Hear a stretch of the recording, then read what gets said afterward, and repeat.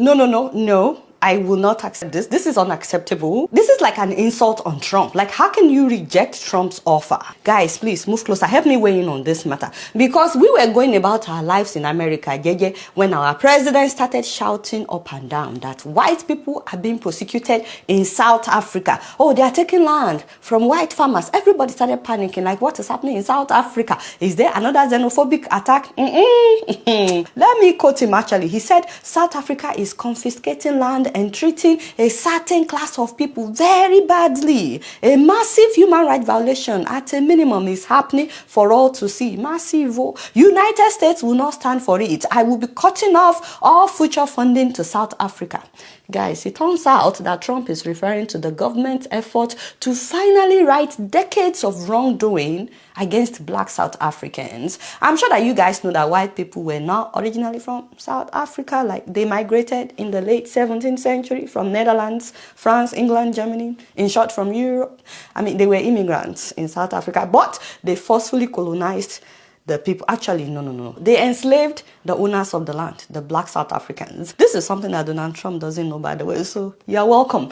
And I'm not exaggerating, by the way, with the word enslave. You can Google it. Did white people enslave South Africans? And you will see that, yes, white Europeans enslaved South Africans. It was the Dutch that introduced slavery to the Cape Colony. That was what they called it at the time in 1652. You will not believe that it lasted until 1834, 182 years after they said they ended slavery, but that the slaves will still be in the possession of their owners as apprentices.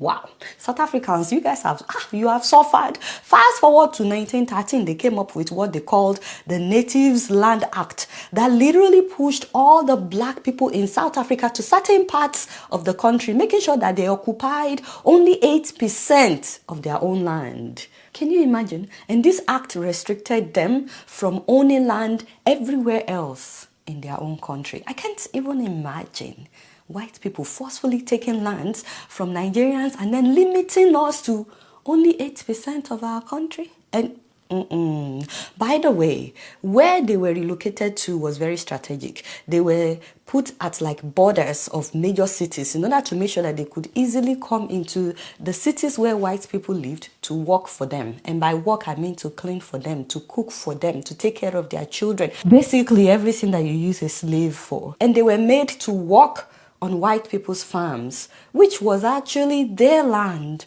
but now they were cultivating it for the white people. And you know, the sad thing is, if you go to South Africa today, you can still see that segregation. I mean, they're literally separated by meters. When I went to South Africa, I saw it, I was shocked. So on one side, you have beautiful homes with backyards and electricity, running water.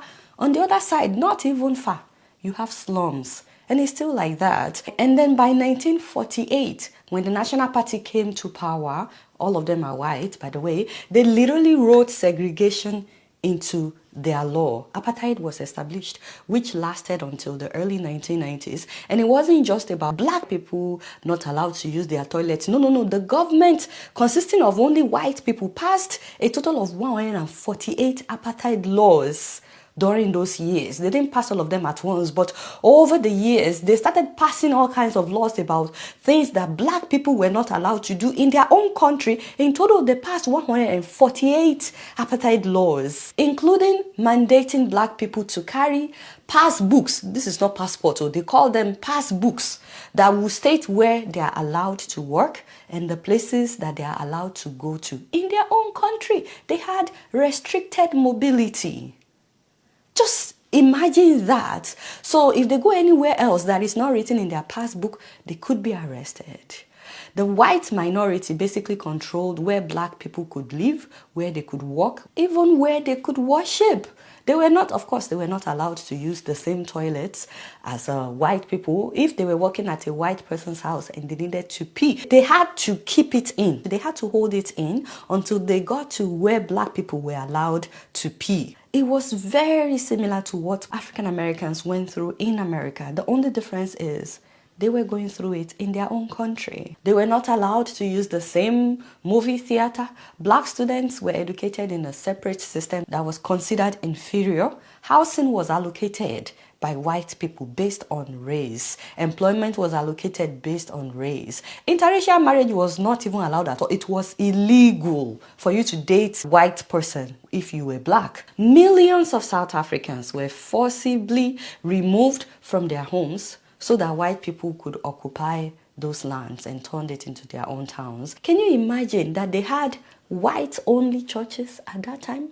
And they had pastors who claimed, white pastors who claimed that God supported apartheid. Just imagine. And while all this was happening, by the way, they were exploiting the diamond wealth of the country, making profit on both ends, because since they were already in control, they were already in charge, so they were exporting it as if it was their diamond. So the majority of the profit was going to the white colonial powers. The local people saw very little benefit, and they had to endure harsh working conditions in the mines. They were the one doing the legwork, but the white people made the main profits because they were exporting it as if it's theirs. And of course, they were shipping it to their countries, to their continent, so they were making profits on both ends. And a lot of people will tell you today that so many European countries, so many Western countries were developed by the natural resources that were stolen from Africa. Now, the worst part is black people were not allowed to become lawful citizens of their own country. They were not allowed to be full citizens. And since they were not even considered full citizens,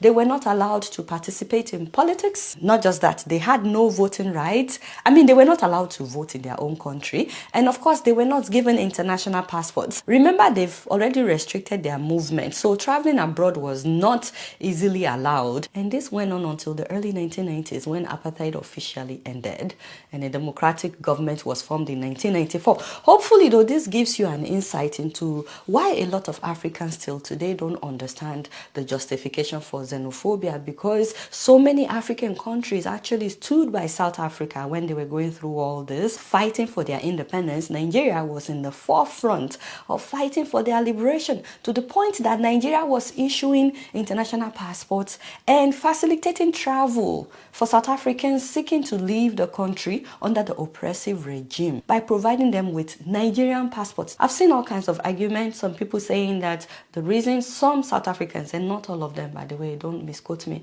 the reason why some South Africans don't like other black Africans is because they're still healing from apartheid. So it's hard for them when they see other black people like them come into their country and thrive regardless of the system. But the black Africans are not the enemy. But I digress. Now, everything that I said is just history. I have nothing against any white South African, but I needed to, give you this background story for you to understand why now they are trying to get their land back. In any case, it's been 31 years now since the end of apartheid. But do you know that till today, the vast majority of private farmland in South Africa, 72% to be precise, is still owned by the country's white minority, 7% of the population, but they own 72% of the land. I mean, black people have been hoping for their land to be given back to them since the end of the apartheid. They've been debating this for decades. So many black people are upset. So finally, they passed a land expropriation law in January of this year that aims to address the legacy of colonialism and apartheid. And by the way, the law that they passed in January, the one that Trump is upset about, does not say that land will be seized arbitrarily. No, they are actually targeting lands that are not being used, and they are also saying that there will be an agreement with the owner.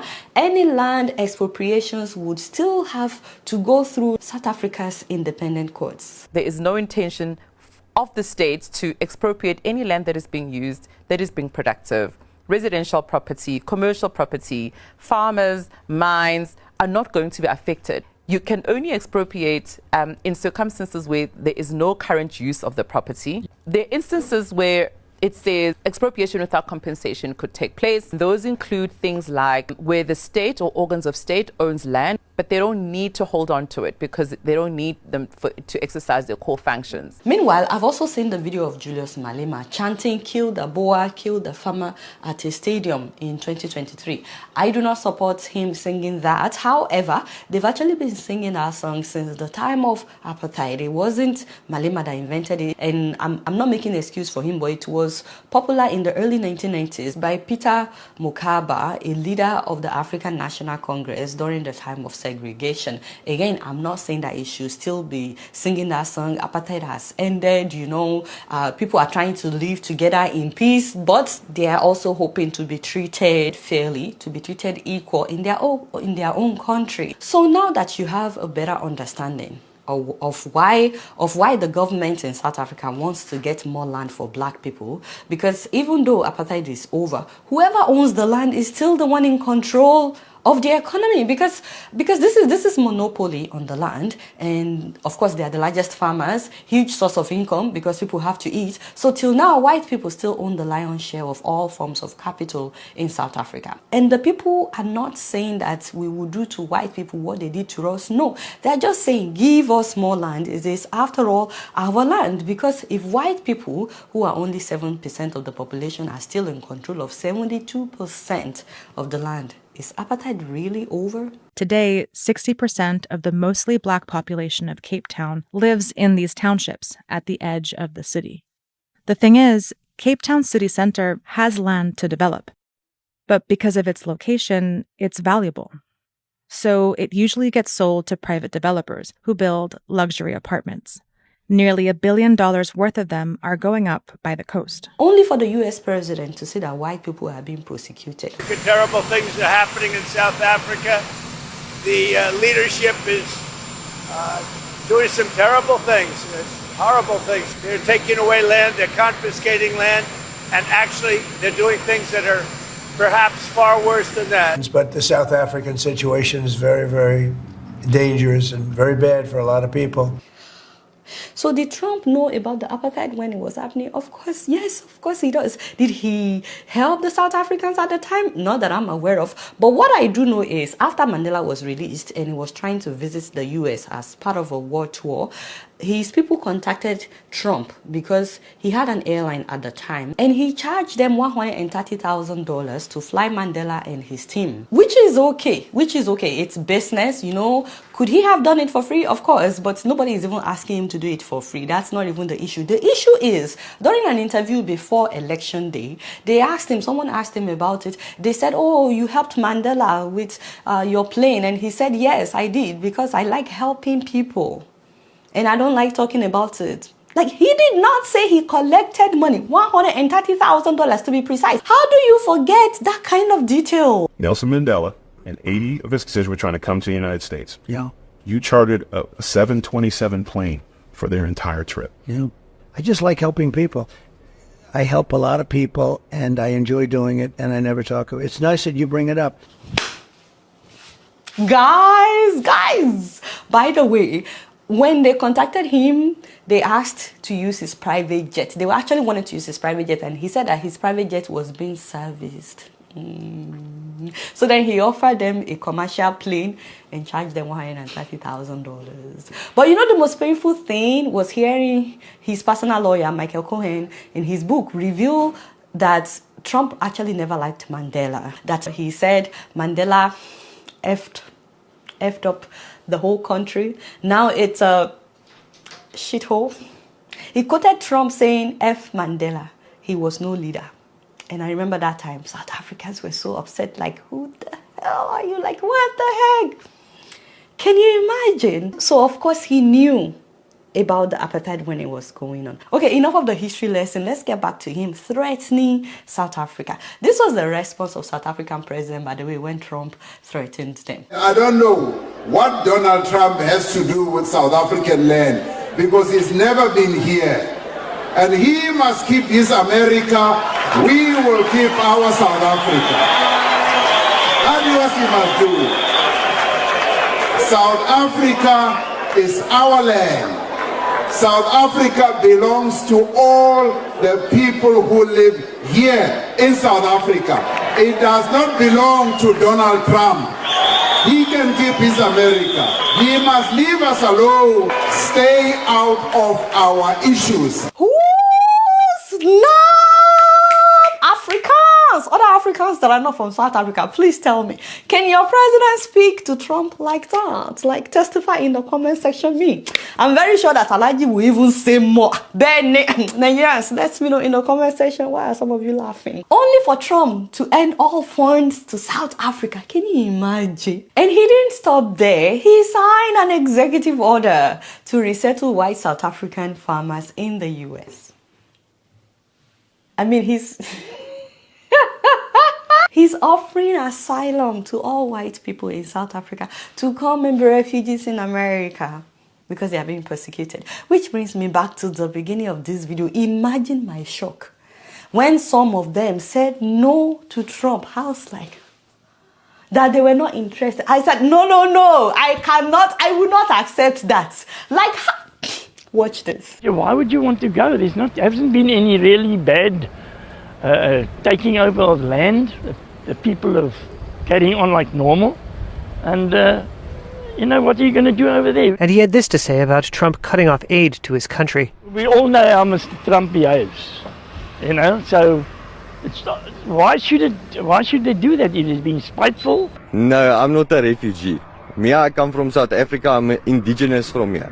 Yeah, I'll maybe go take a holiday there, but I won't go to stay there. Our government is very good to us. They actually just fixed our road, and that actually boosts our business, because now there's going to be more people buying chickens from us and eggs and also pig meat and so on. We have to state categorically, we don't want to move elsewhere. We may disagree with the ANC, but we love the country. There's major conflicts in many other countries of the world that actually deserve an asylum better than what we do in South Africa. The government in South Africa is persecuting Afrikaners community. I think they should stop spreading lies and propaganda, because it's all fake news. Can you imagine how they insulted Trump? Anyways, the sad thing is now, maybe after he realized that there's no case there, and why South Africans are better off in South Africa because they control the wealth, now he switched to South Africa's genocide case against Israel. In 2023, when Israel started bombing Gaza, South Africa alleged that Israel had committed and was committing genocide against Palestinians, and so they filed a case against Israel at the International Court of Justice. So now Trump is saying they have to withdraw that case or else no more funding. And guess what? South Africa has vowed not to withdraw its genocide case against Israel at the International Court of Justice, despite the Trump administration's threats and aid cut. They said they are not withdrawing it. So let me tell you what I think about this whole drama. First of all, I'm upset. I'm really upset that white South Africans are not coming to be refugees in America. Can you imagine? Like, we were getting ready for them to come. We were going to help them sweep the houses.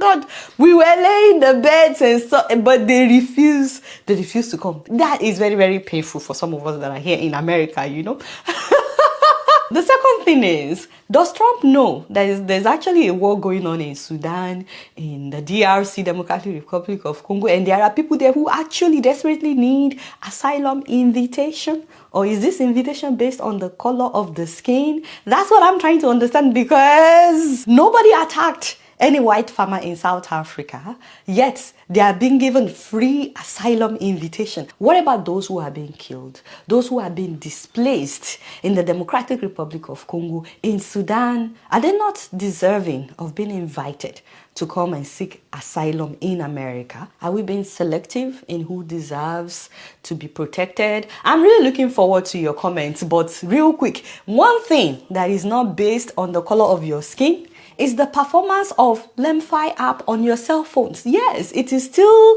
the month of love. Happy Valentine's Day, by the way. How y'all doing? I hope you guys enjoyed it. This Valentine's season, Lemfi does not discriminate whether you are white or black. Everybody is invited to download this app. It will only take you 1 minute to download it on your cell phone, and just like that, you can send money from your cell phone in the US, in the UK, and Canada directly to the bank account or the M-Pesa account of your loved ones in Nigeria Nigeria, in Ethiopia, Ghana, Gambia, Senegal, Ivory Coast, Uganda, Rwanda, Mali, Congo, and Benin Republic without paying any transaction fees. Hey, you know, and just entering my name Adeola as promo code alone will get you credited with $10 plus another $10 when you send $100 or more. So guys, download Lemfi. After all that history lesson, just sit down, take a minute and do what? Download Lemfi. I can't wait for Lemfi to start working in South Africa as well. Let me know what you guys think about that. Trump versus South Africa and the fact that they rejected his offer. In another video, we will be talking about this video, which I'm sure many of you have seen. I know. Yes, we will talk about it. Happy Valentine's Day. I love you guys. Thank you so much for watching my video. And thank you so much for subscribing to all the people that have subscribed. If you're yet to subscribe, it is free. The only reason I ask you to subscribe is so that you will know every time I upload a new video. Also, click the bell button so that you will be notified. Alright, y'all. It's been real and I'm keeping it up in here. Don't forget to follow me on Facebook, X, Instagram, and TikTok. Until next time, I'm going to see you later. Peace out.